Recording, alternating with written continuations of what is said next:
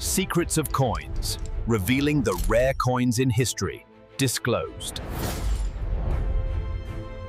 Stop scrolling, because the 1940s Jefferson nickel might look like an ordinary pre-war coin, but some examples from this year have shocked collectors by selling for over $10,000, and today we're going to break down everything you need to know, including value, varieties, errors, and what makes this coin so special. Support our effort. Subscribe, like, and share so we can bring you more videos like this. The 1940s Jefferson nickel comes from the San Francisco Mint at a time when the United States was on the edge of entering World War II. Nickel coins were still made of their original composition, which is a mix of 75% copper and 25% nickel. Wartime silver nickels wouldn't begin until 1942. So this 1940s sits right at a fascinating moment in American history. Old enough to be desirable and early enough to show classic Jefferson nickel design characteristics without the metal changes that came soon after. The Mint produced over 39 million of these coins, which may seem like a lot, but the survival rate in high grade is extremely low. San Francisco was known for weak strikes during this era. Dies often wore down quickly, and the pressure used on the coins wasn't always strong enough to bring out the fine details in Monticello. Because of that, most 1940s nickels you see today will have soft details, flat steps, and muted features. That's why sharp, well-struck examples are so valuable. If you're examining your coin, the first thing to check is the overall condition. In circulated grades, coins that show wear from being used in everyday transactions, the 1940s is usually worth between 10 and 50 cents. Even a nicely preserved circulated example will rarely go beyond $1 or $2 unless it has an error. But when you step into mint state, meaning a coin with no wear, that's where the premiums begin. A clean and lustrous MS-63 can bring around $10 to $15, and MS-64 usually goes for $15 to $25.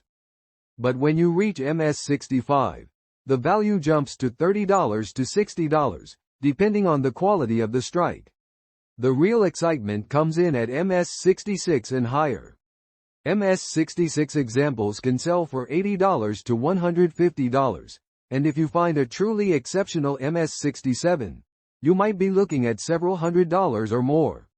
But what turns a several $100 coin into a coin worth thousands is the presence of full steps. Full steps, often called FS, refers to the staircase on Monticello on the reverse of the coin. For a coin to qualify, the steps must be fully separated, crisp, and unbroken. On the 1940s, full steps nickels are extremely rare.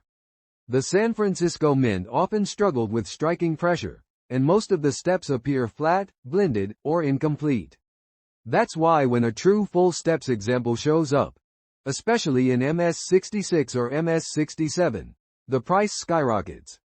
At auction, some 1940s full steps coins have sold for over $10,000, placing them among the most valuable nickels of the pre-war era. Collectors pay massive premiums for full steps because they show the coin was struck perfectly.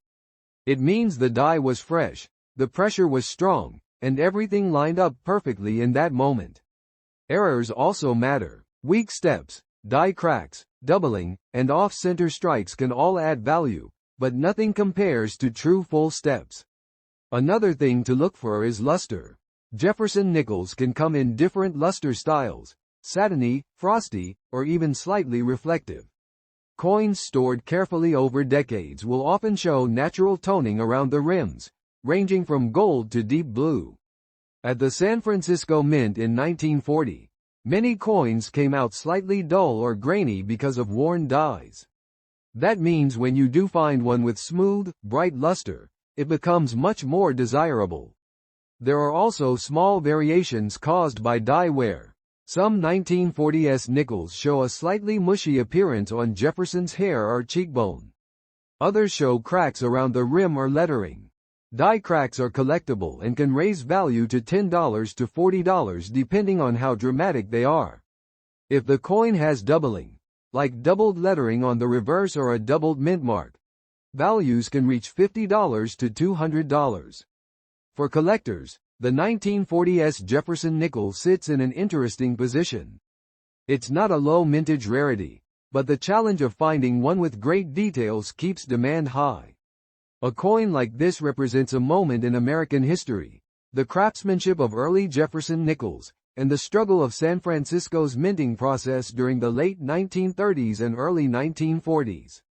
If you have one, check the strike first, then the steps, then the surfaces. Look for clean fields with minimal marks. The fewer the scratches or contact marks, the higher your grade. Many coins from that time period were thrown into bags and transported roughly, so even uncirculated coins show chatter marks. That's why high-grade pieces and full steps pieces are so hard to find. They had to survive mint handling and decades of storage.